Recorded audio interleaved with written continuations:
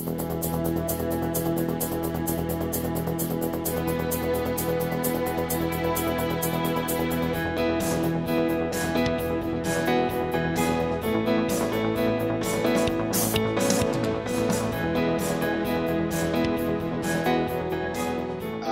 Up for Undergrad, our mission is to help high-achieving LGBT undergrads reach their full potential in their lives and their careers. And you're here today because we believe that each of you has an enormous, incredible amount of potential. This is a no-holds-barred opportunity to learn anything you want about life and work in the tech sector. I first heard about Out for Undergrad and UTC 4 years ago at an OSTEM meeting. Somebody who had been to it before recommended it, they pitched it, and I applied, and it's a really great decision. It's given me a lot of possibility models. There are people out there who are doing what I want to do, and they're also being who I am. And it just gives you a lot of hope that, like, you don't have to sacrifice either your passions or your identity. It's really inspiring, honestly.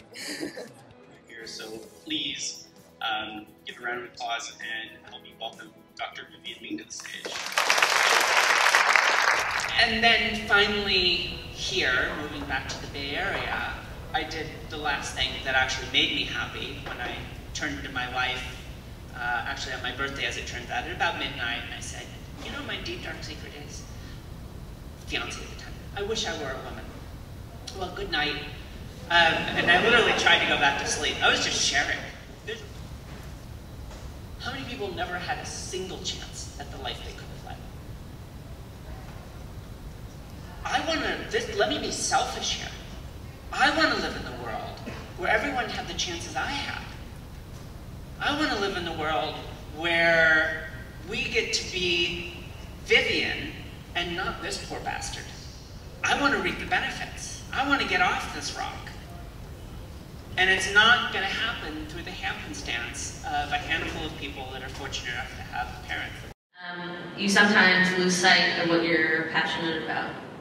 And so there are different times in your life where all of a sudden you feel like you're in a passion trough or deficit. You like take a step back and say, actually I need to like check back in and figure like and solve for that. You feel like you're very deferential to like kind of clients where they had made assumptions that were incorrect.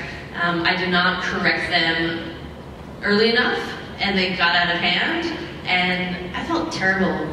It feels awful, even in those micro moments where I can't be authentic. Like it's always a reminder to me that how important it is for me to feel like fully out and authentic. And I think it was very important once I had children. I actually said to Jody, like, we can never hide children. They should never ever believe that our family is anything less than, you know, amazing and deserving to be celebrated. They should never feel like we're hiding anything about our family.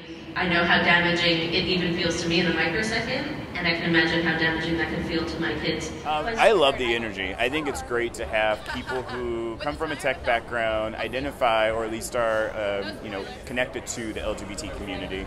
I think it's great for them to see leaders and mentors, people who currently work in the tech industry that know what it's like to have grown up and felt different and at various points decided to come out or express themselves based on their orientation or identity, and also thrive in the tech workspace. So I really enjoy to get people together to see which companies are willing to invest in a conference like this.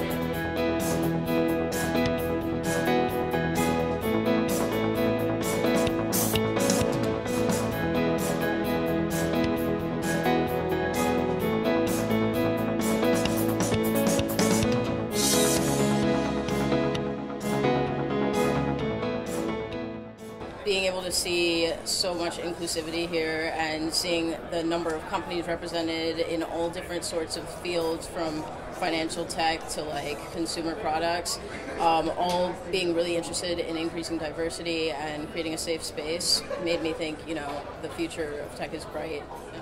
So if I had to describe my experience this weekend in 3 adjectives, I would say amazing, Inspiring, mind-opening, Invigorating.